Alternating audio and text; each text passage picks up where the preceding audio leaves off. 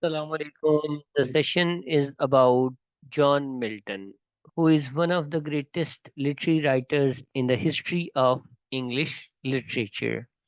In order to understand a writer, we have hermeneutics that provides us a framework for interpreting a literary work and the author's biography as well by considering the author's intent, the historical and cultural context, the structure of the text itself, and the reader's own perspective as well.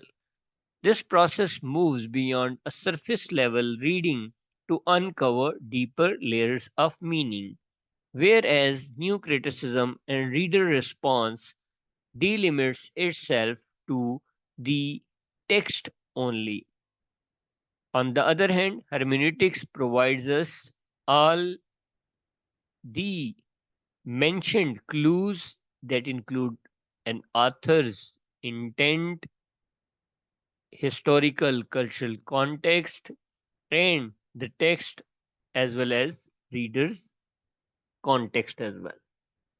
So when we look at the biography of John Milton, he was born in the year 1608, and the city that he belonged to was London, and he passed away in 1674 in London as well.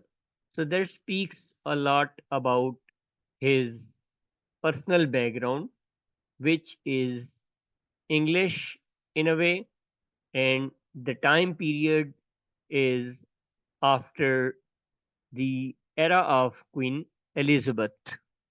His occupation, poet, prose, polemist, civil servant for the English Commonwealth.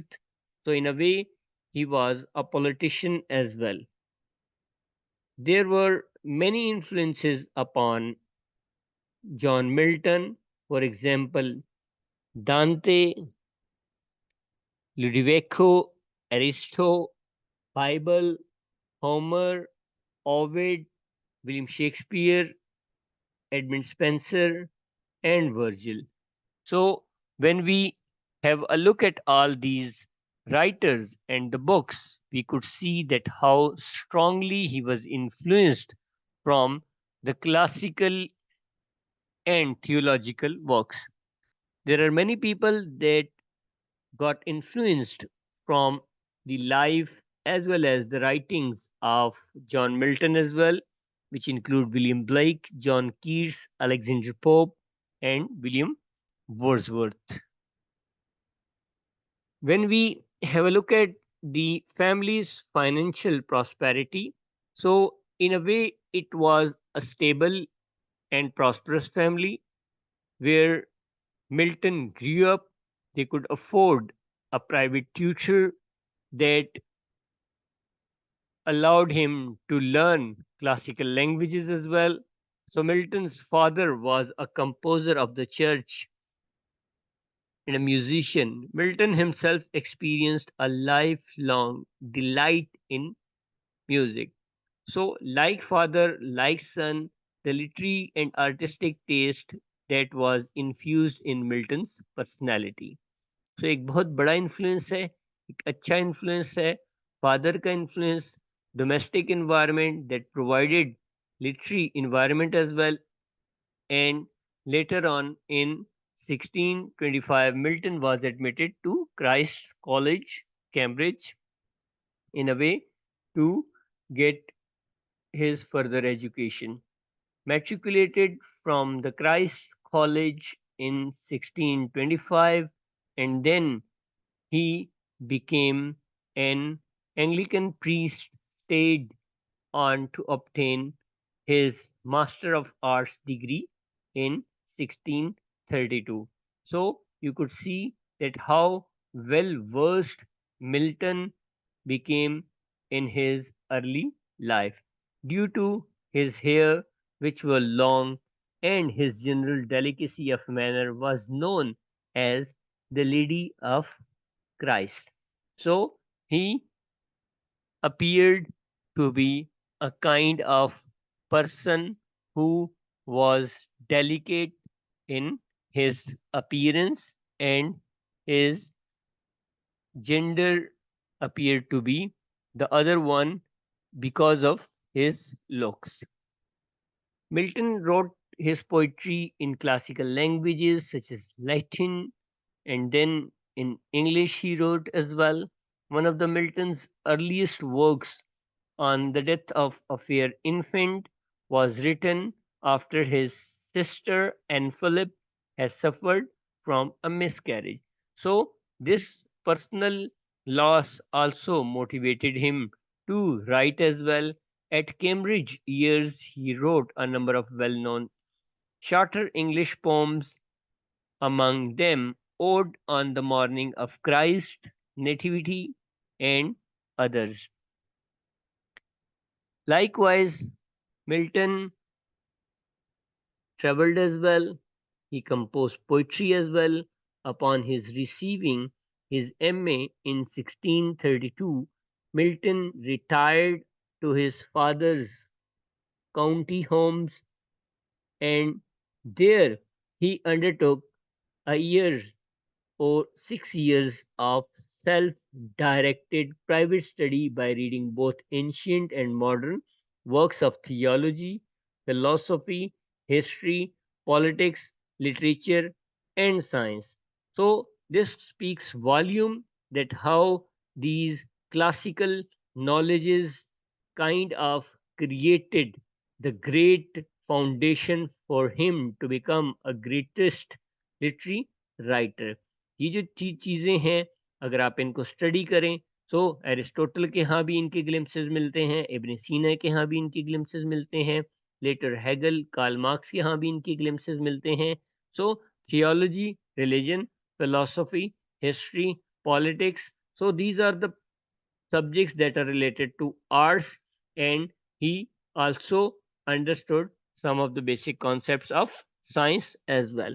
Milton continued to write his poetry during the period of his study, and then here he composed for noble patrons and contributed his Elegy Lucidius to a memorial collection for one of the Cambridge classmates.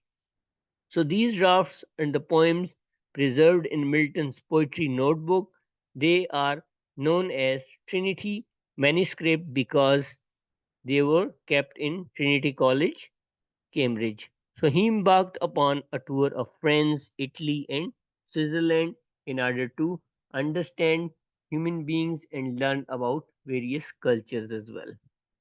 Milton's marriage life, you can have a look at that, how he married in 1642, and then later on you can see that how Milton published the doctrine and disciple of divorce, and that showed the kind of influence upon Milton as well.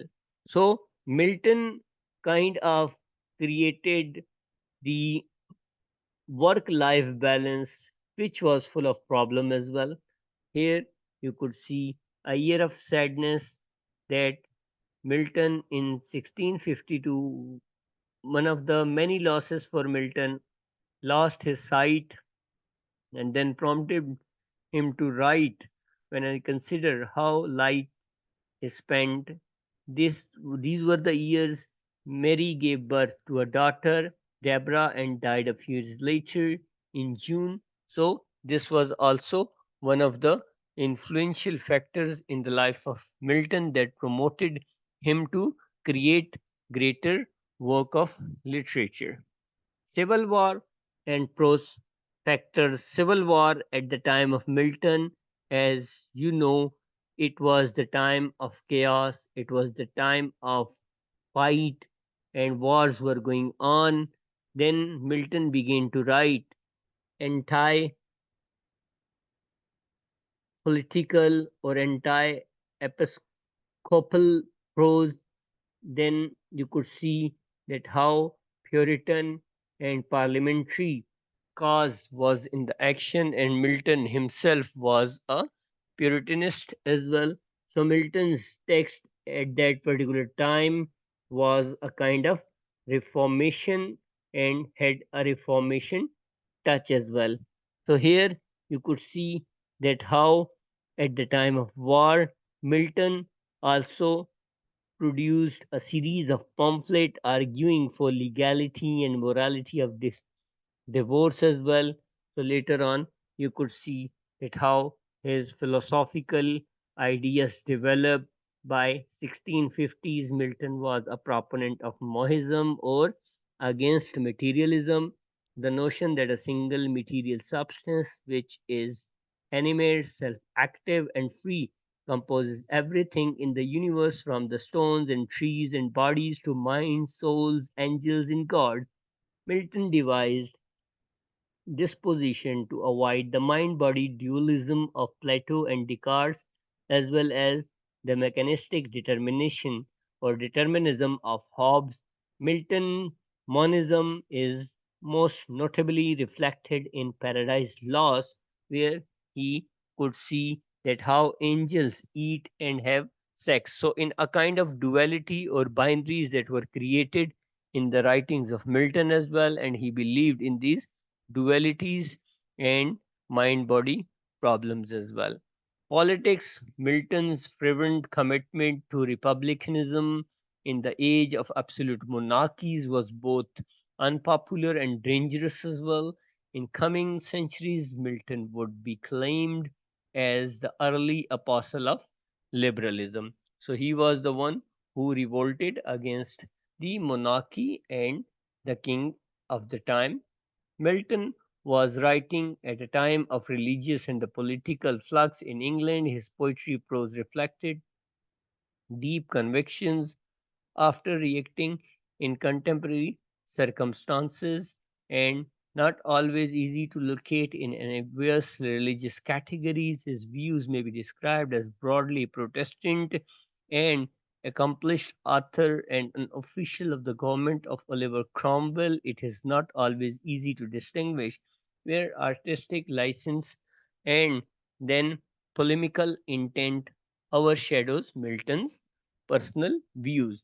So, in a way, these were the areas which reflect Milton's Renaissance spirit, and in a way, he continued and he kept on creating the ideologies. So, we'll continue about Milton's literary writings in another session. We will see that how Milton created the best literary poem, which is known as Paradise Lost. So, this session had a look at Milton's personal life, his political affairs, his religious understanding, and later on his philosophical intent as well. So, if you have any question, any query, you may reach me out through the comment section. Till next session, stay happy and make others as peaceful.